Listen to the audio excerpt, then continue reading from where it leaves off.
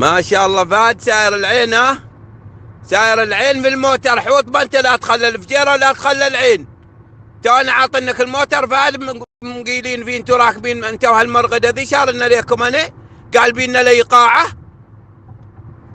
قال بينا قاعه افراح ما موتر. فهد رد الموتر فهد.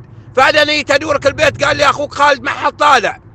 فهد رد الموتر. فهد انا ما ماخذ لنا حق الرقود الموتر ماخذ لنا حق اولادي. والله العظيم بغى اساسن اولادي بيت اهلهم ما محصل سياره. فهد ما هكذا يا اخي. وش لك الشيء ذا تسواه؟